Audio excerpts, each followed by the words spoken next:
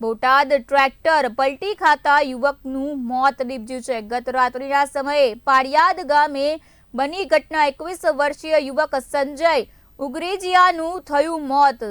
Steering પરથી કાબુ ગુમાવતા ટ્રેક્ટરે ખાધી પલટી અને યુવકના મૃતદેહને પીએમ માટે હોસ્પિટલ ખસેડવામાં આવ્યા છે। સમગ્ર મામલે પાળિયાદ પોલીસે વધુ તપાસ હાથ ધરી છે। 21 વર્ષીય યુવક સંજય ઉગરેજાનું મોત થયું છે।